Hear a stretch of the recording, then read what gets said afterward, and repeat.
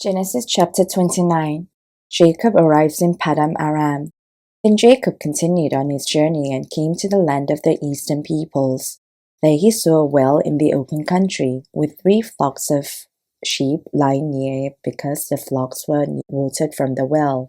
The stone of the mouth of the well was large.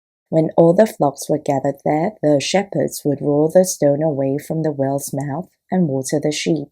Then they would return the stone to its place over the mouth of the well.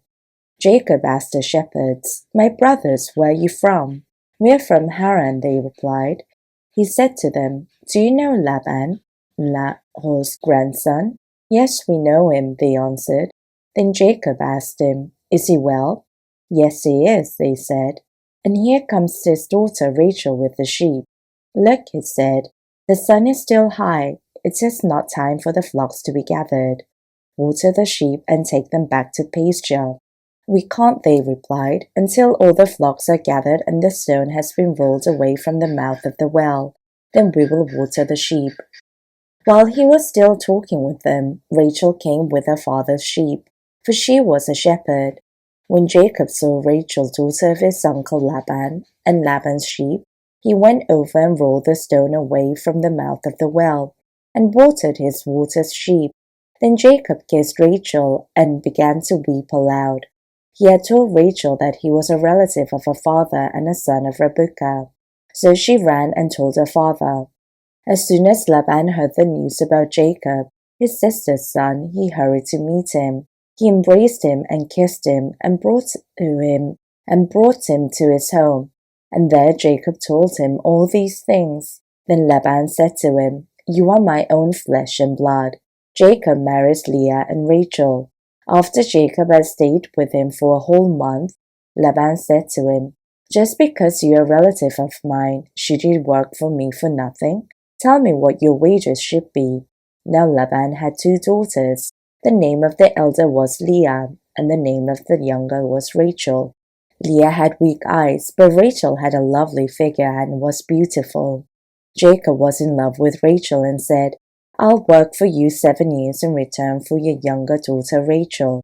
Laban said, "It's better that I give her to you than to some other man. Stay here with me." So Jacob served 7 years to get Rachel, but they seemed like only a few days to him because of his love for her. Then Jacob said to Laban, "Give me my wife. My time is completed, and I want to make love to her."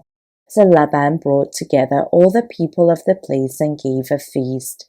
But when evening came, he took his daughter Leah and brought her to Jacob, and Jacob made love to her. And Laban gave his servant Zilpah to his daughter as her attendant.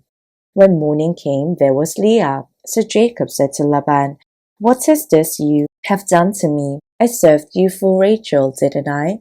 Why have you deceived me?" Laban replied, "It is not our custom here to give the younger daughter in marriage before the elder one. Finish this daughter's bridal week, then we will give you the younger one also, in return for another 7 years of work." And Jacob did so. He finished the week with Leah, and then Laban gave him his daughter Rachel to be his wife. Laban gave his servant Bilhah to his daughter Rachel as her attendant. Jacob made love to Rachel also, and his love for Rachel was greater than his love for Leah. And he worked for Laban another 7 years. Jacob's children. When the Lord saw that Leah was not loved, he enabled her to conceive, but Rachel remained childless. Leah became pregnant and gave birth to a son.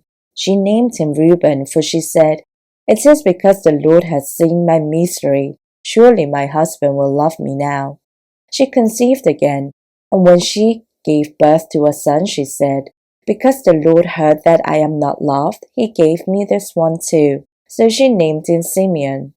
Again she conceived, and when she gave birth to a son, she said, "Now at last my husband will become attached to me, because I have borne him 3 sons. So he was named Levi. She conceived again, and when she gave birth to a son, she said, "This time I will praise the Lord." So she named him Judah. Then she stopped having children.